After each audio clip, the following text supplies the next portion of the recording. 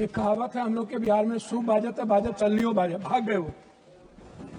और हमाम में सब नंगे, हट डाल पर उल्लू बैठा, अंजामे गुलिस्ता क्या हुआ। इन लोगों के कैरेक्टर को अभी हम बताओ, हम बोलेंगे नहीं वो चले गए। तो इन लोगों को हम इतना से जानते हैं, क्या क्या बोलते हैं ये, क्या क्या करते हैं झारखंड में, और कहा इनका ननिहाल खानदान सब, हमको बोलना नहीं चाहिए। महोदय, हम शुरू करते हैं।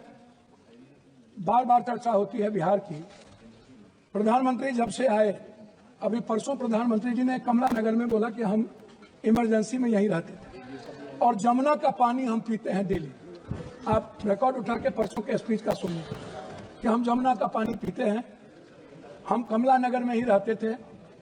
प्रधानमंत्री जी हमारे कहाँ कहाँ रहते थे, कहाँ नहीं रहते थे, हमको आज तक समझ में नहीं आई कि गुजरात जो गांधी और पटेल के गुजरात, जो मोहब्बत की नगरी और लोकतांत्रिक व्यवस्था में वसुधैव कुटुंबकम और मानवता के लिए जो प्रतीक थे, आज वो गुजरात गांधी से हटा करके, पटेल से हटाकर उनको नाथूराम गोडसे और नए गुजरात की परिभाषा से परिभाषित की गई, शुरुआत किया गया।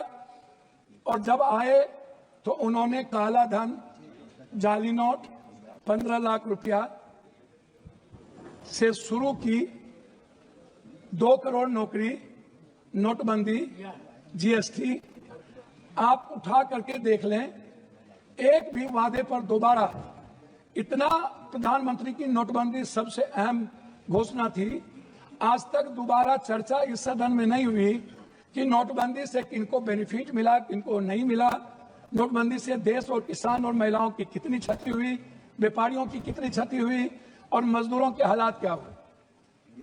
अध्यक्ष महोदय, जीएसटी के को आप उठा के देख लीजिए, हर व्यक्ति के जेब से पेन, कलम, दवात, पेंसिल, चाय पत्ती, नमक, तेल, सब्जी, दाल, साड़ी, चप्पल, सब चीज पर 3 गुना जीएसटी। ये पैसा मिडिल क्लास के नीचे से लिया जा रहा है। पूरे देश में मिडिल क्लास के पास पैसे नहीं बचे, ना तो नोटबंदी के बाद और ना इतने करे जीएसटी लागू होने के बाद। तो नोटबंदी और जीएसटी को आधार कहा था। लोग कहते हैं हंडी के एक चावल से पता चलती है कि चावल पक गई। अब प्रधानमंत्री जी तिबारा आ गए, 3 बार देश के लोगों ने इन्हें बनाया। हम आपसे कहना चाहेंगे कि अभी जो कुंभ की बात है, प्रधानमंत्री जी हमारे हिंदू के सबसे बड़े, सनातन के विचारधारा कहते हैं कि मैं सबसे बड़ा हूं। मैं एक बाबा का नाम नहीं लूंगा लेकिन कोट करता हूं। उन्होंने कहा कि जो जो लोग मरे हैं वो मोक्ष चलेंगे। तो मैं चाहता हूं कि लगभग बाबा और नागा, जो नेता वहां जाते हैं और जो बड़े पैसे वाला, उनको भी डुबकी लगा के मर जाना चाहिए ताकि इन लोगों का कल्याण हो जाए। ये मोक्ष में चले जाए, मोक्ष में चले जाए। बाबा लोग वो बोलते हैं कि बाबा ने कहा कि मोक्ष में चले गए, तो मैं चाह रहा हूं कि ऐसे बाबाओं को मोक्ष में चला जाना चाहिए। दूसरी बात, मैं अंडरस्टैंड यंग को आशीर्वाद दे रहे हैं, आशीर्वाद दे रहे हैं। जी जी जी। मैं दूसरा बात, उन्होंने अंडरस्टैंड यंग को ही उन्होंने 2000 करोड़ का लगभग उन्होंने ठेका दिया, जबकि 13 में 19 में इन्हीं को कुंभ मेला का ठेका दिया गया था। 4 लोग लगे, सारे मैनेजमेंट, टेक्निकल मैनेजमेंट से लेकर के ये सारे चीज इन्हीं को था। ये कौन है, इस पर क्या इंक्वायरी होगी। अध्यक्ष महोदय, 487 करोड़ का बजट हुआ करता था नेहरू जी के समय, और अब 10,000 करोड़ का बजट है सिर्फ एक कुंभ मेला का। जब नेहरू जी के समय कुंभ में लोग मरे थे तो गिनती थी। जब दुनिया में सोशल मीडिया, इतने बड़े मीडिया प्लेटफॉर्म पे, इतना बड़ा बड़ा हमारा मीडिया है, सब कुछ है, एक बार गिनती नहीं हुई, जबकि 600 से लगभग लोगों का कहना है, वहां आंखों देखे, मेरा नहीं कहना है, कि 300 और 600 के लगभग लोगों की लाशें गई और उसको हिंदू रीति से नहीं जलाया गया। क्या हमारे संस्कार इतने गिर गए कि हम हिंदू रीति से उसके लाश को भी नहीं जलाए। इस जानकारी का कोई आधार है? अब मैं दूसरी बात नहीं करूंगा। पप्पू जी, मैं दूसरी बात, अगर इस पार्लियामेंट से कहेंगे इतनी बड़ी संख्या, मैं इस जानकारी का आधार देंगे? आधार ही के रूप में मैं क्या करूं? आप हमारे संरक्षक है, गार्जियन है, मैं अपनी बात उनके द्वारा कह रहा हूं। दूसरी बात, महोदय राष्ट्रपति भाषण में रोजगार की, नौकरी की, बीपीएससी का, यूपीएससी का, एसएससी का, नीट का, जो लगातार हमारे नेता राहुल गांधी इस सवाल को लेकर बोलते रहे। बीपीएससी में हमारे बिहार के बच्चों को मारा गया, लगातार धरना पे हैं, हम कोर्ट गए, लगभग पेपर क्वेश्चन लीक आउट होता है इस देश में। क्या कभी किसी पेपर, क्या कभी मिडिल क्लास या ओबीसी या ईबीसी का बेटा अब कभी नौकरी कर पाएगा?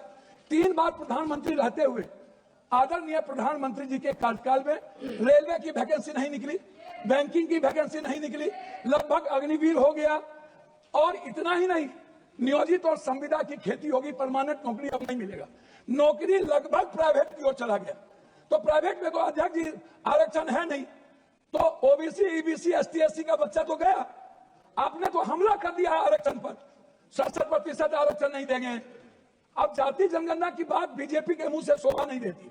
मैं कुछ और नहीं कहूंगा, मैं सिर्फ इतना कहूंगा बिहार के बारे में कि जब बिहार की चर्चा होती है, जब ये लोग करते हैं, अभी मैं आपको एक ऐसा चीज दूंगा अध्यक्ष महोदय, एड्रल इंडस्ट्रियल सॉल्यूशन कंपनी, ये निजी कंपनी में सहारा इंडिया भी आता था।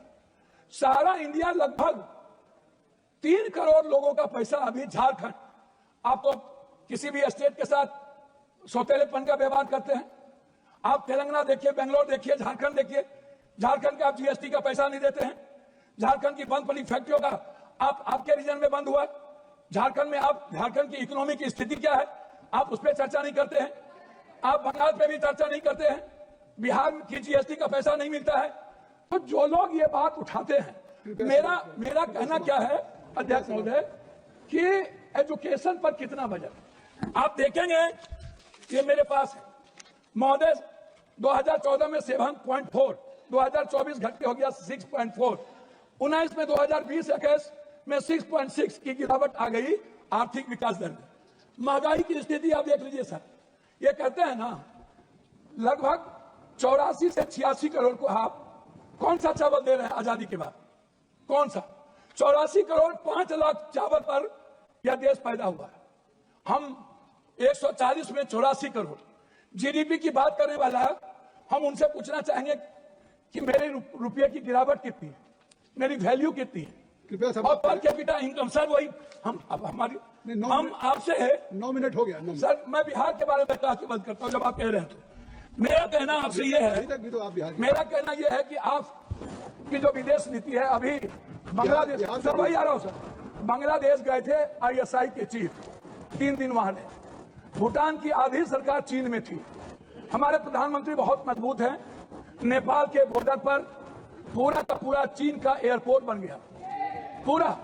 सर पोखरा में जाके देखिए, वहां के सैनिक चीन के उतरते। सर एएसआई का एजेंट क्या कर रहा था? सर भूटान के मंत्री चीन में आज 15 दिनों से क्या करते हैं? बांग्लादेश दुश्मन, नेपाल दुश्मन, पाकिस्तान दुश्मन, वियतनाम दुश्मन, वियतनाम चला गया, ताइवान चला गया, चीन हमारा दुश्मन, सबसे बड़ा दुश्मन चीन। सर कंक्लूड, हम सर बिहार के बारे में सिर्फ आने, सर मेरा आग्रह है 2 मिनट सर, 1 मिनट, कि बिहार में क्या मिला?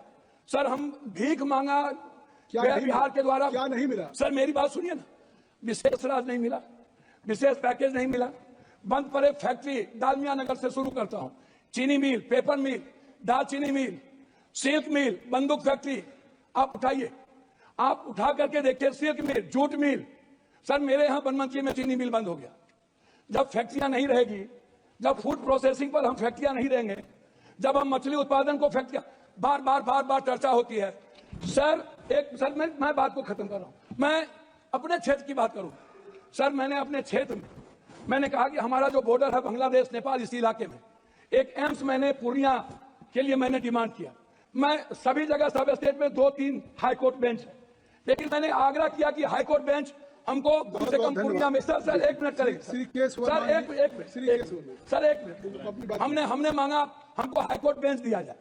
सर हाई कोर्ट बेंच अभी तक जबकि, सर एक मिनट, हमने IIT की बात हमने की सर पूर्णिया के लिए। सर 1 मिनट, हम पूर्णिया में, आप कहते हैं मखान बोर्ड, मैं कहता हूं सर दुनिया का 94% कोसी सीमांचल मिथिलांचल में होता है, तो बोर्ड गठन से नहीं होगा सर, हमारी प्रोडक्ट से हमारा। सर उत्पादन की बात मैं कर रहा हूँ सर, हाफ मिनट सर, मैं मक्का और मखान दूध की प्रोसेसिंग पर मैं आपसे सिर्फ आग्रह करूंगा। हमारा इलाका सबसे गरीब है, सबसे ज्यादा पलायन है। सर मैं एक डिमांड करता हूं आपके द्वारा कि हमें पूर्वांचल के लिए एक मंत्रालय का यहां से गठन हो, जो हमारे पूर्वांचल का विकास नियमित हो। दिल्ली में पूर्वांचल के लोग आते हैं, वो बहुत परेशान हैं। मेरा आग्रह है कि पूर्वांचल मंत्रिमंडल का गठन हो और वहां से विकास हो।